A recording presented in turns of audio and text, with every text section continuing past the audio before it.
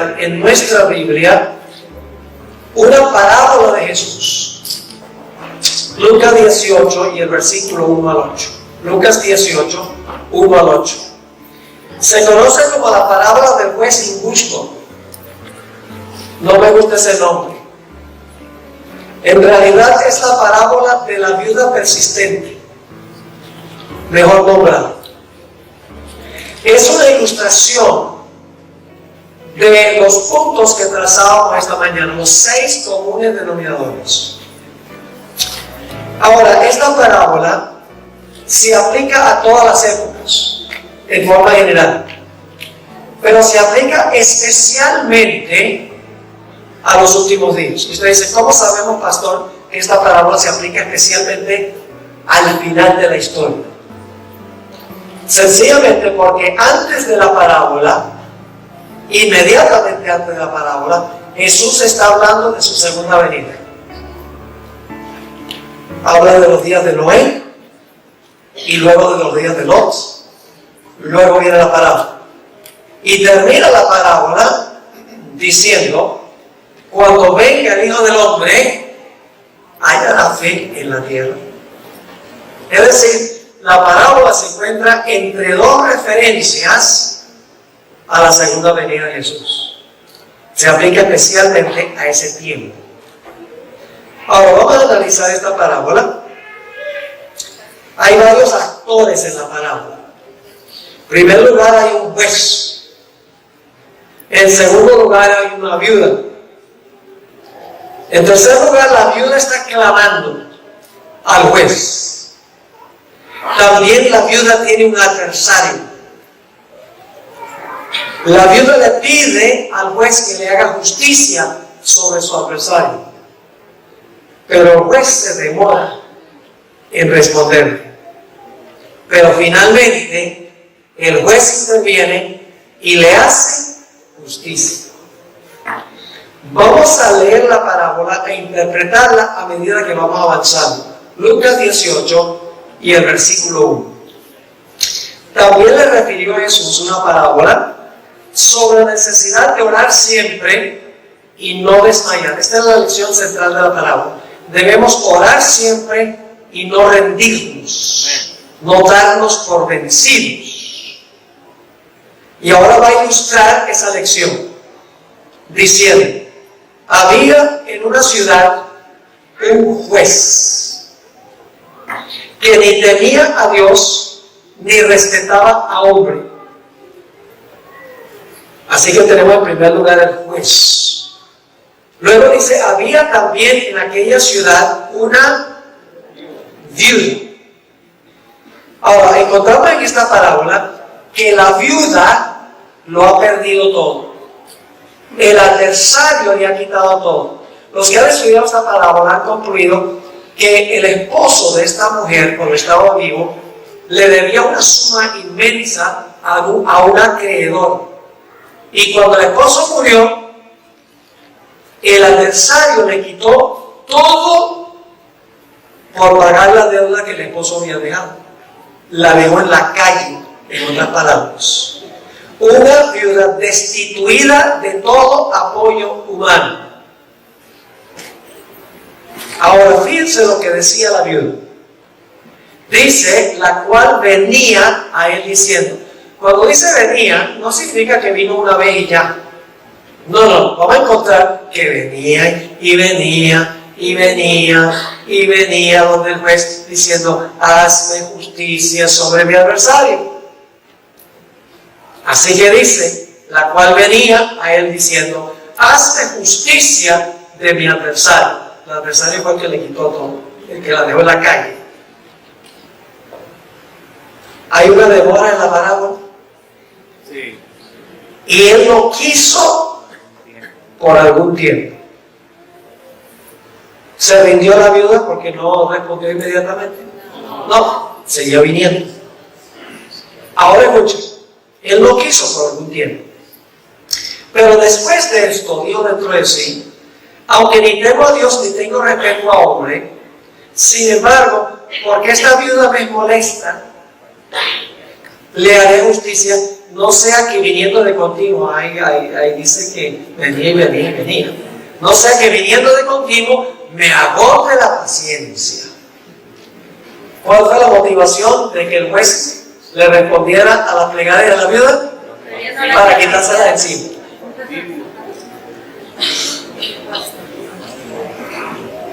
Pero finalmente le hizo ¿qué? Le hizo justicia. Por la razón equivocada, pero después de la demora le hizo justicia. Ahora, ¿qué representa esta parábola? Cada personaje de la parábola simboliza a alguien. ¿A quién representa el juez? A Dios. ¿A quién representa la viuda? Los escogidos al final de la historia. Lo vamos a ver en un momento. Yo pregunto, ¿qué representa una mujer simbólicamente? La iglesia. ¿Una mujer pura es una iglesia qué? Pura. Una mujer ramera es una iglesia que se ha constituido. ¿Qué representa una mujer viuda? Representa una iglesia que lo ha perdido todo. No, aposta todo. Ha perdido todo apoyo humano. No tiene dónde caerse muerto. Yo pregunto, ¿eso va a pasar con el pueblo de Dios al final de la historia? Los fieles en la iglesia van a perder todo apoyo humano, casas, carros, dinero en el banco, la libertad, todo lo va a perder. Son representados por la Biblia. Ya vamos a ver. ¿Quién es el adversario al que le quita todo al pueblo de Dios? Satanás. La palabra adversario aquí no es una palabra muy común en el Nuevo Testamento, es la palabra antídico. Se usa solo 3 veces en el Nuevo Testamento. Hay otro versículo que usa la misma palabra, donde dice: vuestro adversario, el diablo, anda cual león rugiente buscando a quien devorar. ¿A quién representa el adversario? ¿Quién le va a quitar todo al pueblo de Dios? Satanás. ¿Y qué va a hacer el pueblo de Dios? El pueblo de Dios va a decir: no, Dios me abandonó, ni para qué le sirvo. No. El pueblo de Dios, a pesar de que no tiene nada, el adversario le ha quitado todo, sigue viniendo y viniendo y viniendo en corazón a Dios, como Jacob. Y finalmente, ¿qué va a decir Dios? ¿Va a haber una demora? ¿Dios va a responder inmediatamente? No, va a haber una demora. Pero finalmente, Dios va a intervenir para hacerle justicia a su pueblo. Pero escuchen bien, lo va a hacer por una razón distinta que el juez de la parábola. Algunos dicen: ¿cómo puede el juez representar a Dios si dice que ni temía a qué? A Dios, ni respetaba a hombre? ¿Cómo se puede representar a Dios? Representa a Dios a manera de contraste. Es decir, Jesús está diciendo: si un juez injusto responde a la plegaria de una viuda por quitársela de encima, ¿cuánto más Dios responderá las plegarias de su pueblo porque los ama? Dios responde por una razón distinta que el juez en la parábola. Ahora usted dice: ¿será que la interpretación que da el pastor Bola es correcta? Jesús explicó la parábola. Note lo que dice el versículo 6. Aquí viene la explicación. Y dijo el Señor: oíd lo que dijo el juez injusto. ¿Y acaso Dios? ¿Quién representa el juez? A Dios. ¿Acaso Dios no hará justicia a sus? ¿Qué representa la viuda? Sus escogidos. Ahora escuchen, que claman a Él día y noche, aun cuando se tarda en responderles. Lean el capítulo sobre el tiempo de angustia en el conflicto de los hijos. El pueblo de Dios clamará a Dios y clamará a Dios, y Dios guardará silencio. Satanás le habrá quitado todo al pueblo de Dios, pero finalmente Dios intervendrá para liberar a su pueblo. En el versículo 8 dice Jesús: os digo que pronto les hará justicia. Y luego termina con una pregunta: pero cuando venga el Hijo del Hombre, ve que la parábola se aplica especialmente al final, al tiempo de angustia, cuando venga el Hijo del Hombre, hallará fe en la tierra. Vamos a repasar los comunes denominadores. ¿Hay un remanente en esta parábola? ¿Quién es? La viuda, que todo lo perdió. ¿Hay un enemigo de la viuda? El adversario. ¿La viuda pasa por un tiempo de angustia? Viene y viene y viene. ¿La fe de la viuda es severamente probada? Sí, pero me parece ignorante. ¿Hay una demora en hacerle justicia a la viuda? Pero después de la demora interviene el juez y le hace justicia. ¿Ven los comunes denominadores en todas estas historias? Ahora, lo lindo de esto es a donde dice que finalmente Dios intervendrá para librar a su pueblo después del tiempo de angustia. Ahora, los siguientes ejemplos que quiero compartir son los más importantes. Los que hemos estudiado son significativos e importantes, pero ahora queremos ir especialmente al tiempo del fin. Para esto, necesito repasar la cadena profética. Yo acabo de grabar una serie que se llama La Gran Cadena Profética. Está en YouTube, la pueden ver, donde trazo la cadena de las profecías desde Babilonia hasta el fin. La cadena empieza con ¿qué reino? Babilonia. Luego, Persia. Luego, Grecia. Luego el imperio romano. Luego, ¿qué pasa con el imperio romano? Se divide. Luego, el pueblo pequeño gobierna ¿cuánto tiempo? 1260 años. ¿Terminando en qué fecha? 1798. Y ahora fíjense qué interesante. Cuando la bestia recibe su herida mortal en 1798, al mismo tiempo se levanta otra bestia. Pueden leerlo ahí. En el versículo 9 y 10 de Apocalipsis 13 dice que la bestia es herida con espada. En el siguiente versículo dice: se levanta una bestia de la tierra. ¿Qué representa esa bestia que se levanta de la tierra? Representa a los Estados Unidos. Ustedes pueden ver esta presentación como les mencioné en YouTube, y ahí yo compruebo por las características. Y lo interesante es que esta bestia que se levanta a la tierra, tiene dos cuernos como de ¿qué? Como de cordero. ¿Qué representan los dos cuernos como de cordero?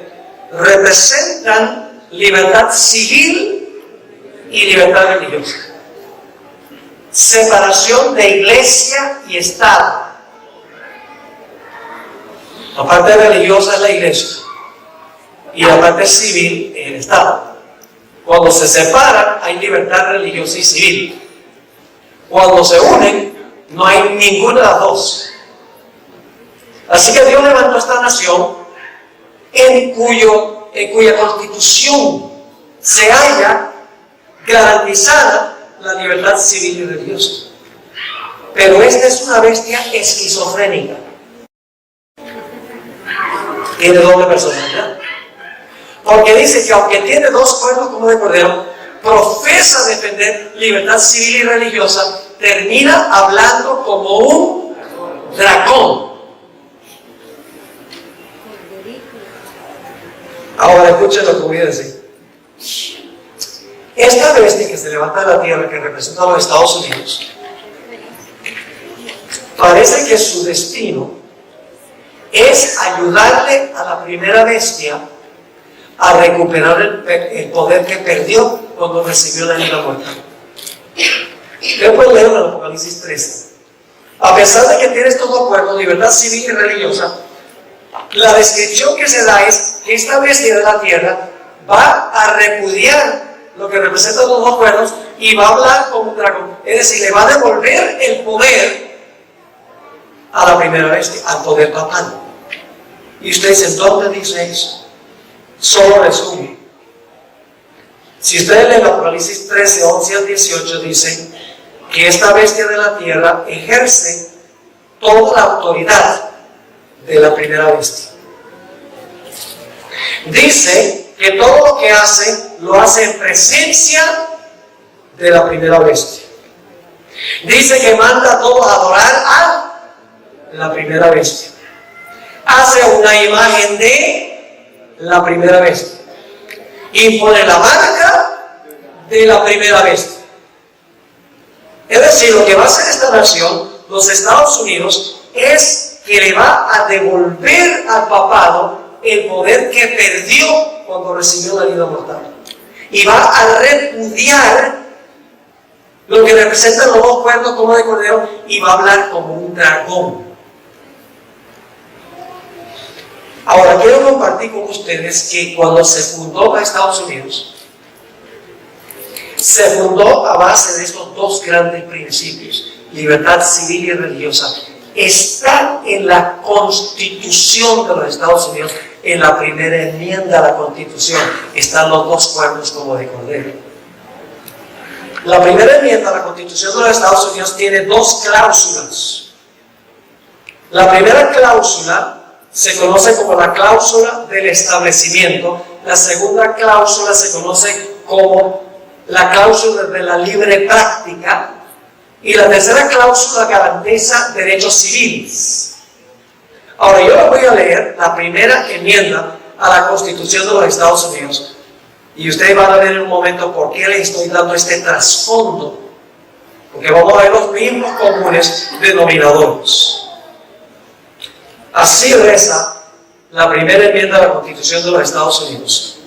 El Congreso no hará ninguna ley con respecto al establecimiento de religión. Esa es la primera cláusula. ¿Qué quiere decir? ¿Quién redacta las leyes en un país? El Congreso. Es un país que tiene un sistema representativo. El Congreso es el que redacta las leyes. En la primera cláusula dice que el Congreso de los Estados Unidos no puede hacer ninguna ley que establezca religión, que establezca alguna observancia religiosa. La segunda cláusula dice que el Congreso no hará ninguna ley que prohíba la libre práctica de la religión. Es decir, la primera enmienda, las dos cláusulas, la primera prohíbe que el Congreso haga leyes que establezcan alguna observancia religiosa, y la segunda cláusula le prohíbe al Congreso que haga una ley que prohíba que la gente practique su religión. Le voy a dar una ilustración para que puedan entender la diferencia. Nosotros los adventistas creemos que el Congreso de los Estados Unidos algún día va a redactar una ley dominicana y va a mandar que todos guarden el domingo como día de reposo. Yo pregunto, ¿sería esa una violación de la Constitución de los Estados Unidos? Sí. Un bebé entendería eso. Porque establecer una observancia religiosa que lo prohíbe la primera cláusula de la primera enmienda.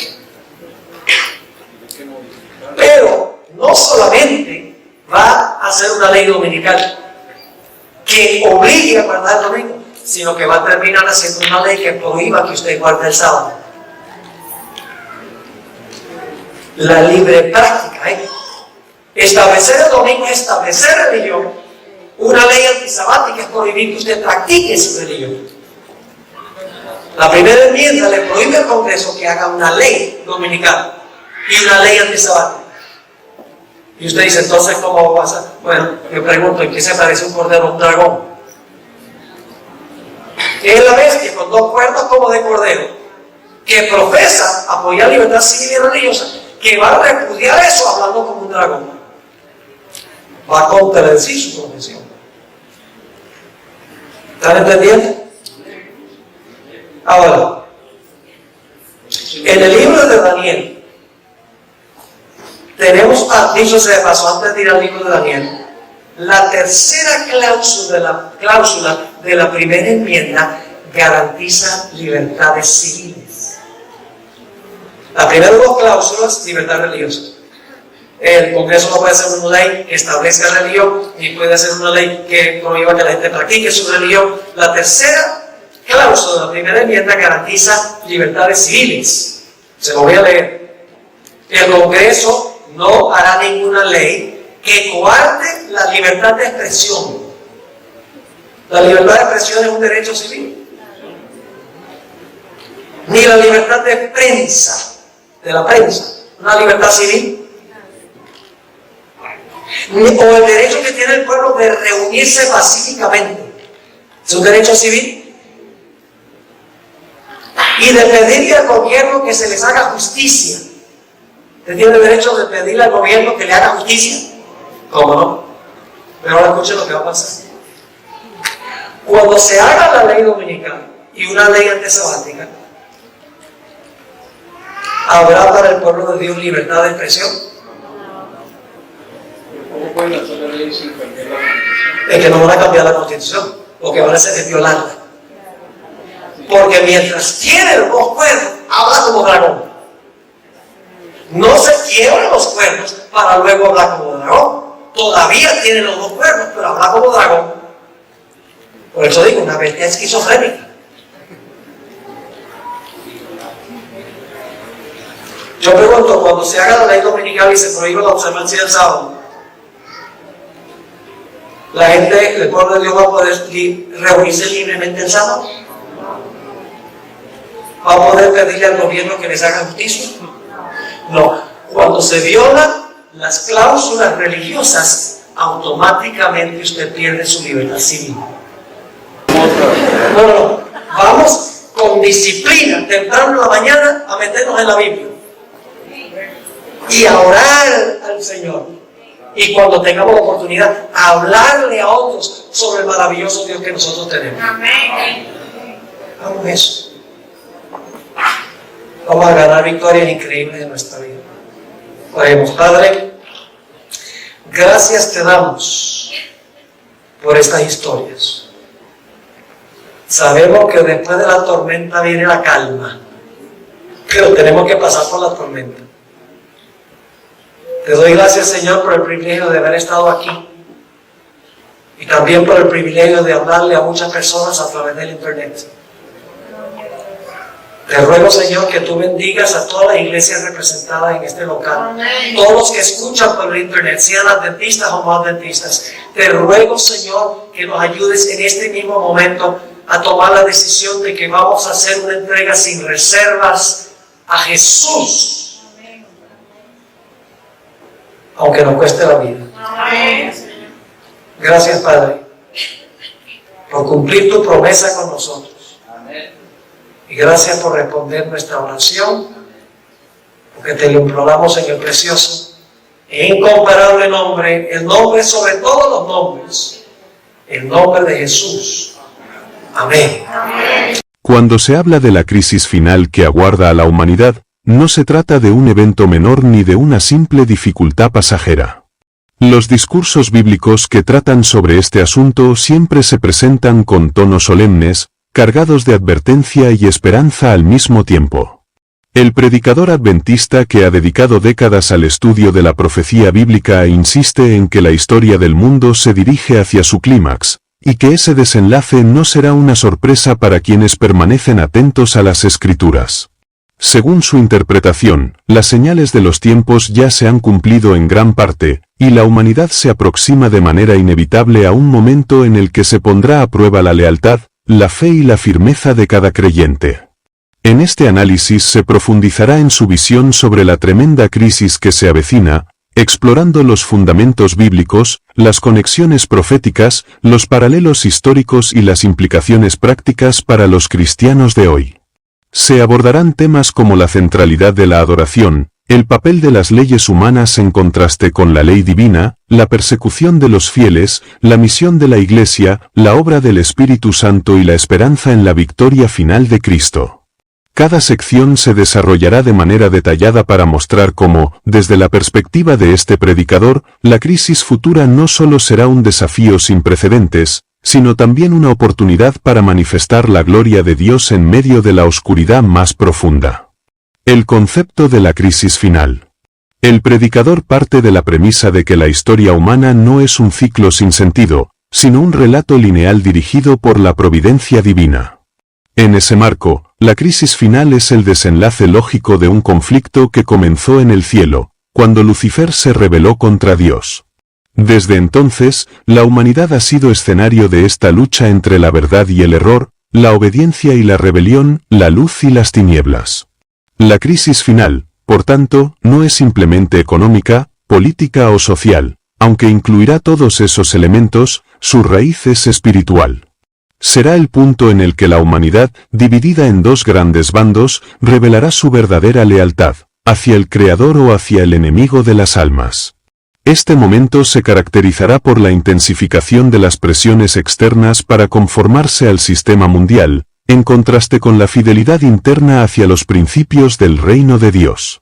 De acuerdo con su enseñanza, los últimos días no deben entenderse como una etapa indefinida de decadencia moral solamente, sino como una crisis estructurada y profetizada, cuyo núcleo estará en la adoración y la obediencia a la ley de Dios. Fundamentos bíblicos de la advertencia. El mensaje del predicador se apoya principalmente en pasajes como Mateo 24, Apocalipsis 13 y Daniel 12.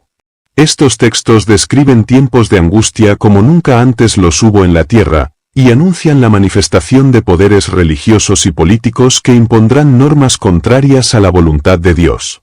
En Mateo 24, Jesús advierte sobre guerras, hambres, pestes y terremotos, pero aclara que todo esto es apenas principio de dolores. Lo verdaderamente decisivo será el engaño religioso que confundirá a muchos y la persecución contra los fieles.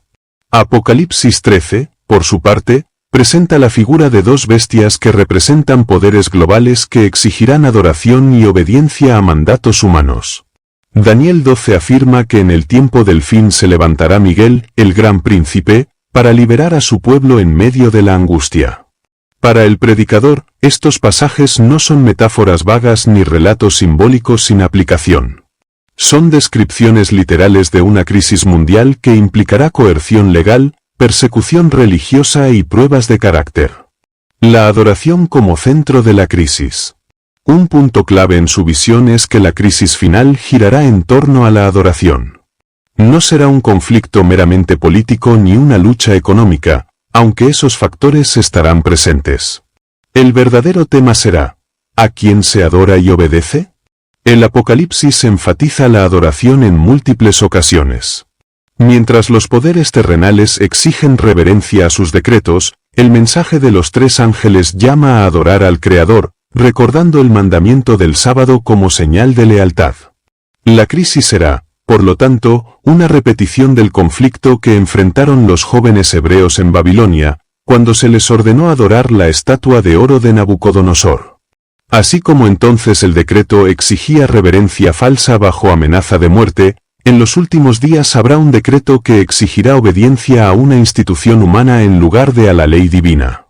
El predicador insiste en que la adoración no es una cuestión secundaria ni un simple formalismo religioso. La adoración revela la identidad, la lealtad y la relación con Dios.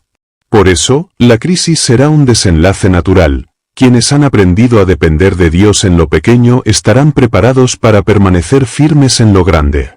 Paralelos históricos de crisis semejantes. Para explicar cómo será la crisis futura, se hace un recorrido por la historia bíblica y eclesiástica. Cada época de crisis es un microcosmos de lo que sucederá en el tiempo del fin. Egipto, cuando Faraón endureció su corazón y se opuso al pueblo de Dios, se desató una crisis que mostró la diferencia entre los que servían a Dios y los que no. Babilonia, la imposición de la adoración de la estatua en el campo de Dura es un paralelo evidente con la futura exigencia de adorar a la bestia. Roma, en los primeros siglos del cristianismo, los fieles eran obligados a ofrecer incienso al César como muestra de lealtad política. Quienes se negaban eran perseguidos y ejecutados.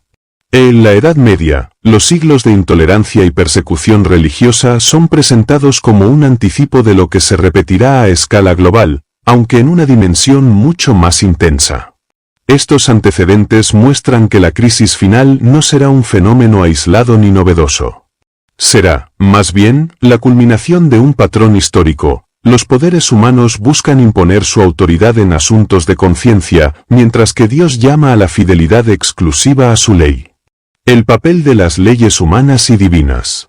Otro elemento esencial en el análisis del predicador es la contraposición entre la ley de Dios y los mandatos humanos. La crisis futura implicará leyes civiles que exigirán obediencia en contradicción con la voluntad divina. En ese contexto, el creyente deberá decidir si obedece a Dios antes que a los hombres, tal como lo hicieron los apóstoles en el libro de Hechos. No se trata de una desobediencia caprichosa ni de un acto de rebeldía contra la autoridad legítima. Se trata de permanecer fiel a los principios divinos cuando las leyes humanas se conviertan en instrumentos de opresión espiritual. Este punto es crucial, porque la crisis no será simplemente un problema de opinión religiosa, sino de legislación coercitiva. El mundo entero será llamado a obedecer decretos que aparentarán buscar la paz y la unidad, pero que en realidad estarán dirigidos contra la ley de Dios. La persecución de los fieles. El predicador subraya que la crisis no se quedará en el ámbito teórico o espiritual, sino que tendrá consecuencias prácticas. Persecución abierta contra los que permanezcan fieles.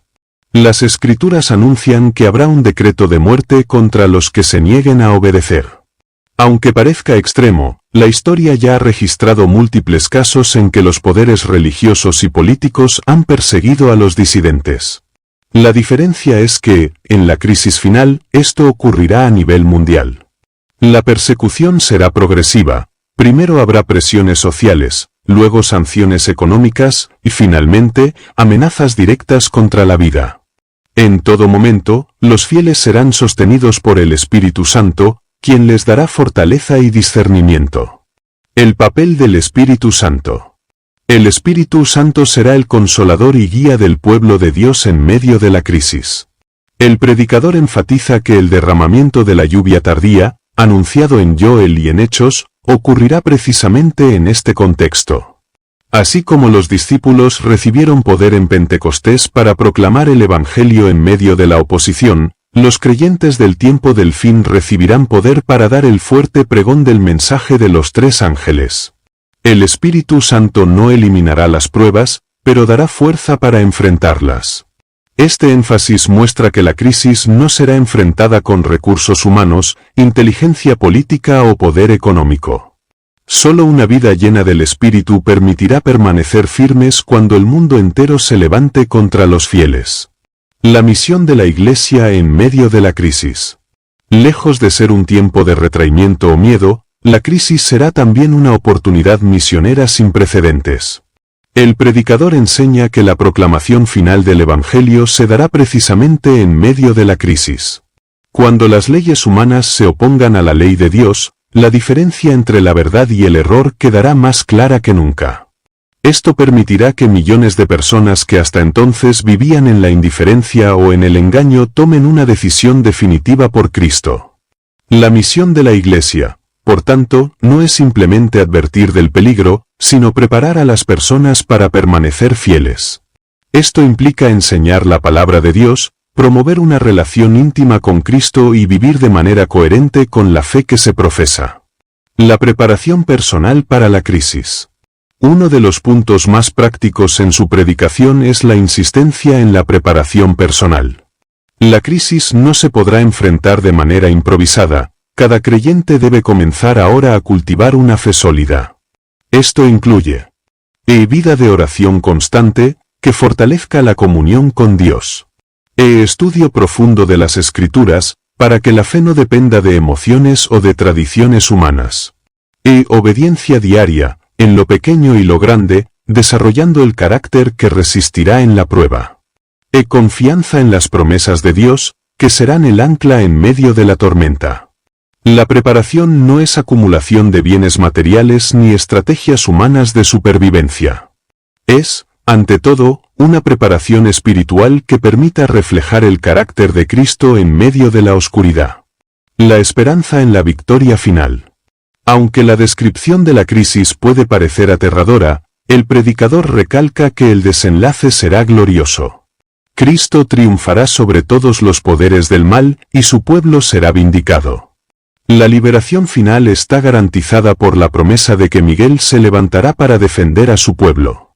En Apocalipsis, la visión culmina con la victoria del Cordero y con un pueblo que ha salido de la gran tribulación, vestido de ropas blancas y con palmas en las manos.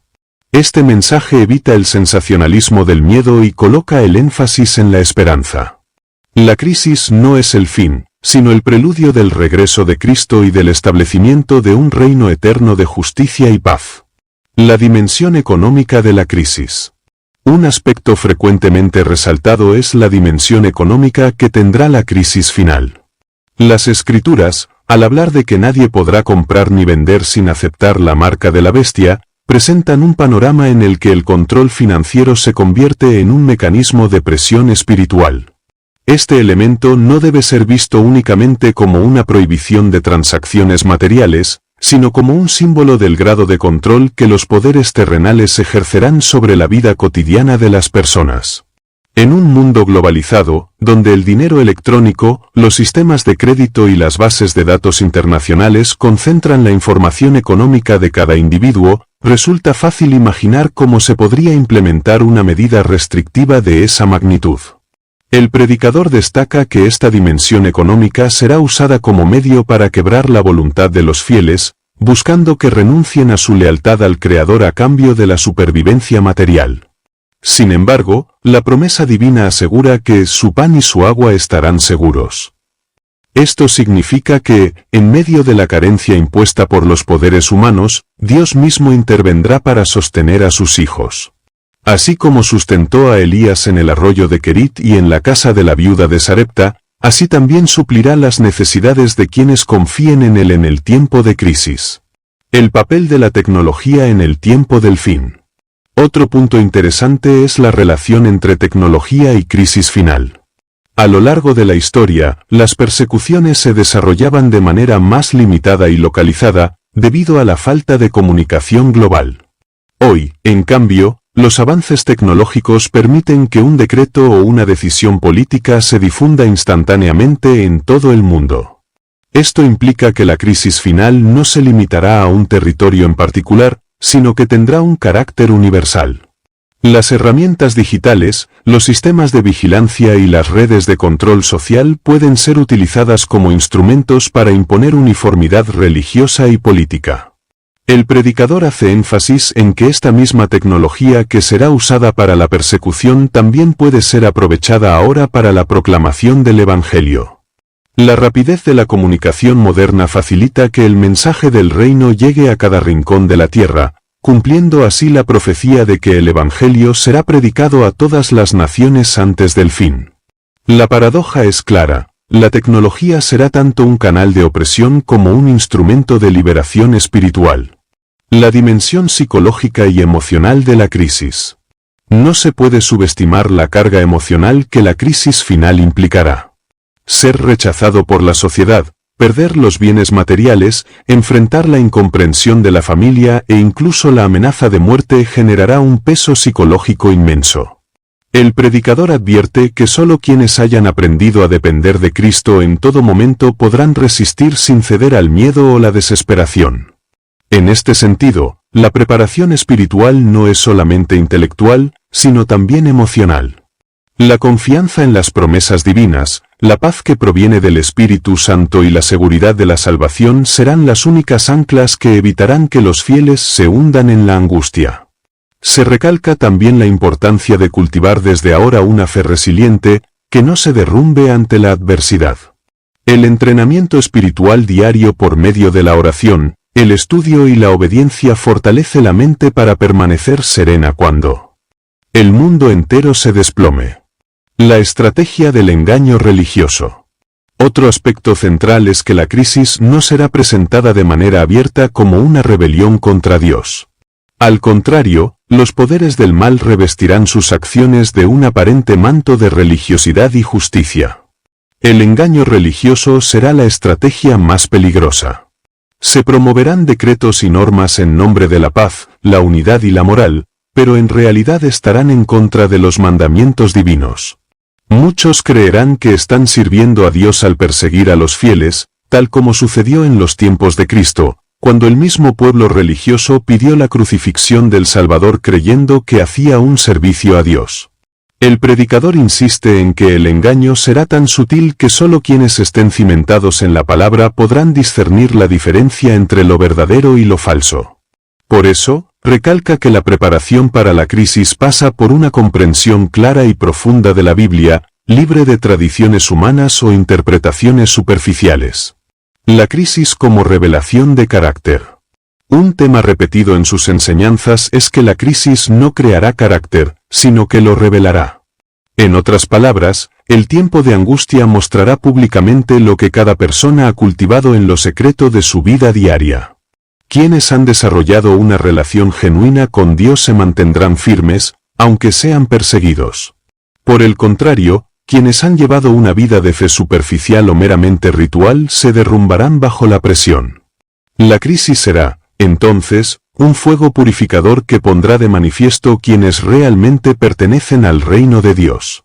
Esto no debe generar miedo, sino un llamado urgente a examinar la vida espiritual actual.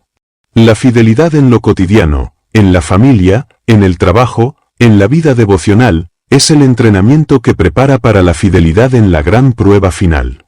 La solidaridad entre los fieles. Aunque la crisis será personal en cuanto a la decisión, también tendrá una dimensión comunitaria. Los fieles no estarán solos, sino que formarán parte de un pueblo unido por la fe y el amor mutuo. El predicador subraya que, en medio de la persecución, el pueblo de Dios mostrará una unidad más profunda que nunca. No será una unidad basada en estructuras humanas, sino en la experiencia compartida de la fe y la fidelidad. La comunidad cristiana se convertirá en un refugio espiritual, donde los hermanos se apoyarán mutuamente en la oración, el ánimo y el testimonio. Esta solidaridad será un contraste notable frente al egoísmo del mundo, que buscará salvarse a costa de los demás. La Iglesia fiel se convertirá en una luz en medio de la oscuridad, mostrando el amor de Cristo incluso en tiempos de odio y persecución. El desenlace cósmico de la crisis. Finalmente, se resalta que la crisis no es un fenómeno aislado en la historia humana, sino el clímax del conflicto cósmico entre Cristo y Satanás. Lo que está en juego no es simplemente la libertad religiosa ni el bienestar humano, sino la vindicación del carácter de Dios.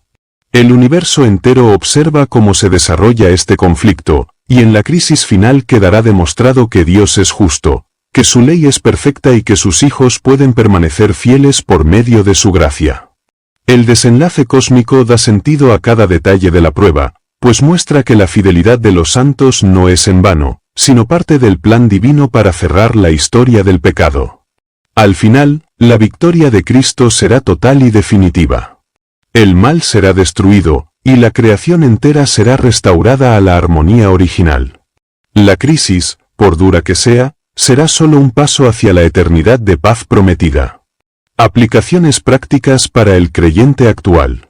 Para concluir, se puede extraer un conjunto de aplicaciones prácticas que hacen que este mensaje no sea solo profético, sino profundamente actual.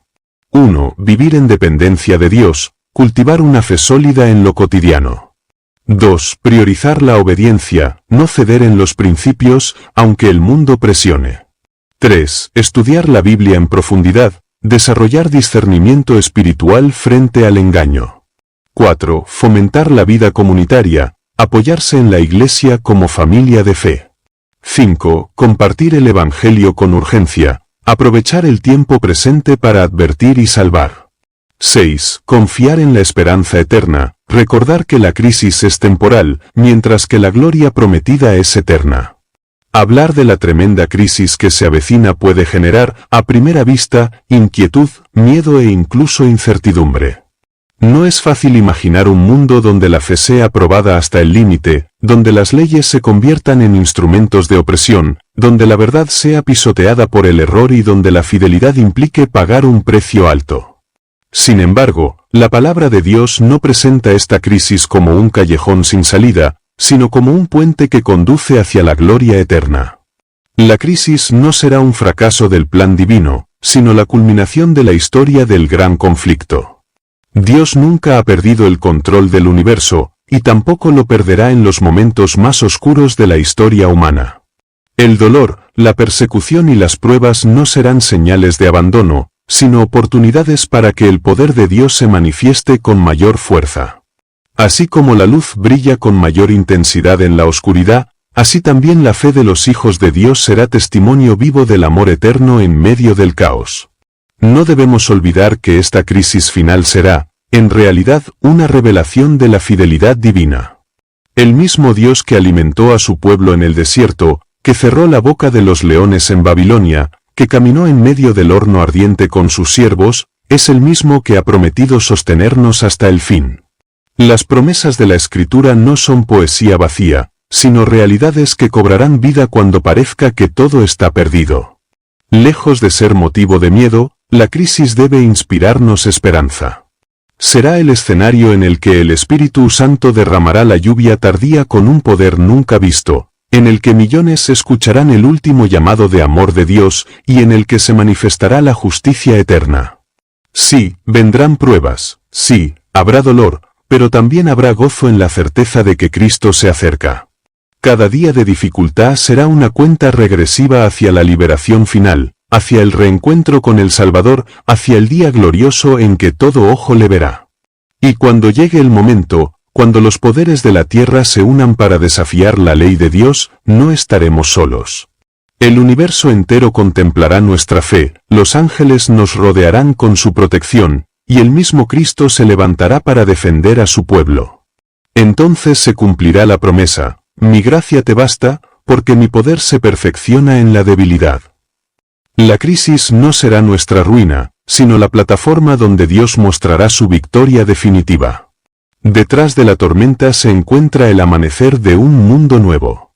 Detrás de las lágrimas, la promesa de que Dios enjugará toda lágrima de nuestros ojos. Detrás del clamor de la angustia, la música de una eternidad de paz. Detrás de la persecución, la bienvenida en el reino de los cielos.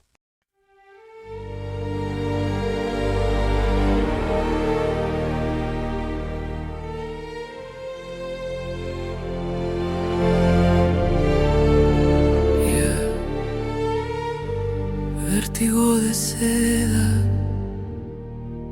mi calma se queda. Tu piel me provoca, mi alma te toca, mi voz invoca, tu luz sofoca, la noche suspira, mi mente conspira, tu sombra delira, mi calma se vira. Vértigo de seda, mi pecho en caída, tu culpa metida, mi fe rendida. Cada paso te nombra, mi alma en la sombra. Tu beso me asombra, mi calma se alfombra. El aire me atrapa, mi pecho se escapa, tu nombre me tapa, mi voz se desmapa. Vértigo de seda, mi trama encendida, tu luz prendida.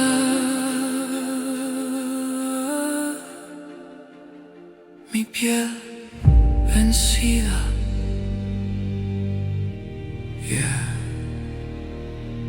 Vértigo de seda.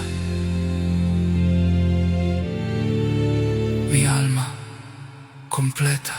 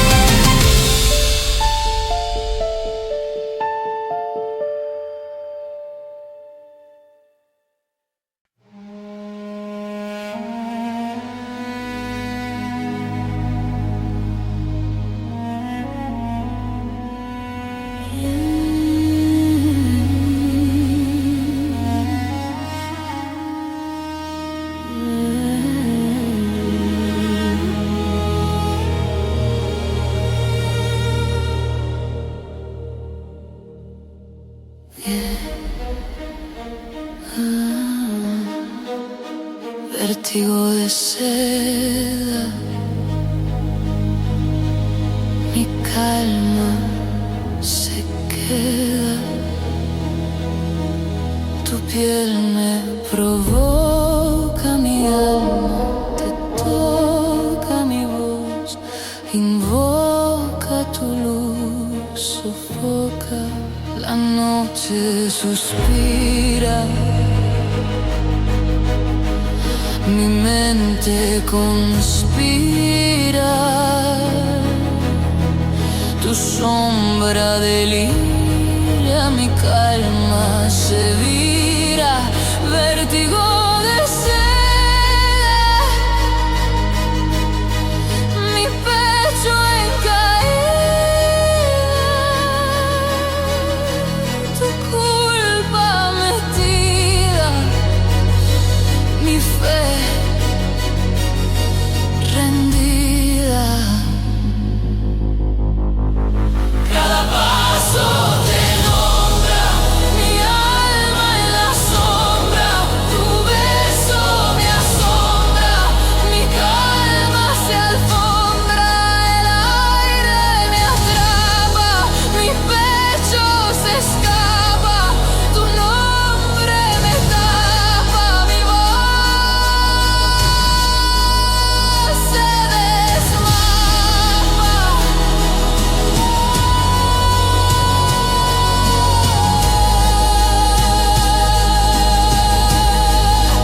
Vértigo de seda, mi trama encendida,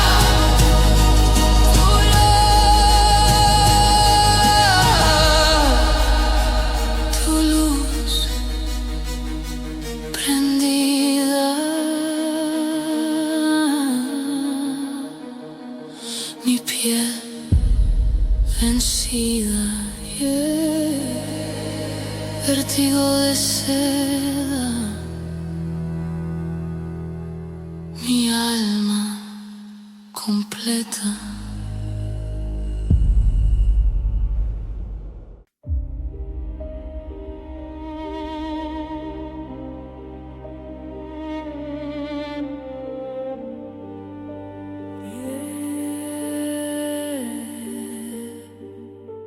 Vértigo de seda, mi calma se queda. Tu piel me provoca, mi alma te toca, mi voz invoca tu luz, sofoca. La noche suspira, mi mente conspira, tu sombra delira, mi calma se vira. Vértigo de sed, mi pecho en caída, tu culpa metida, mi fe rendida. Cada paso te nombra, mi alma en la sombra. Tu beso me asombra, mi calma se alfombra. El aire me atrapa, mi pecho se escapa. Tu nombre me tapa,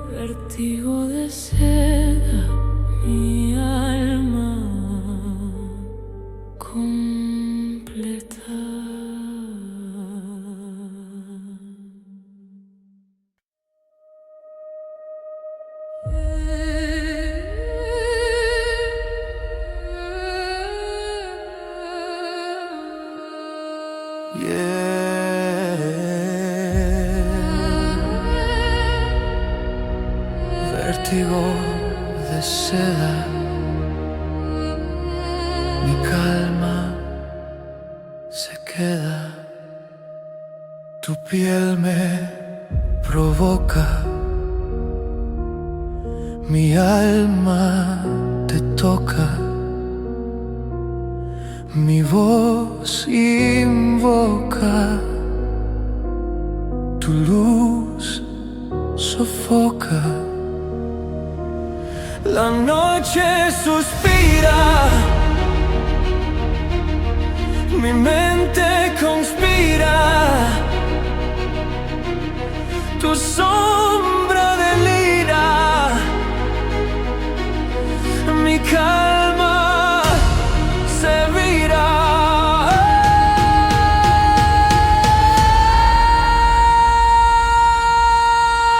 Vértigo de seda, mi pecho en caída, tu culpa metida, mi fe rendida. Cada paso te nombra, mi alma en la sombra, tu beso me asombra, mi calma se alfombra. El aire me atrapa, mi pecho se escapa, tu nombre me tapa, mi voz se desmapa. Vértigo de seda, mi trama encendida, tu luz prendida, mi piel vencida.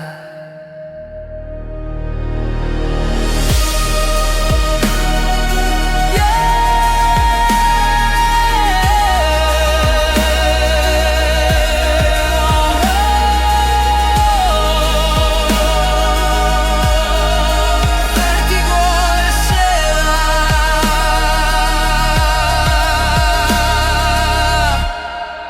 mi alma completa.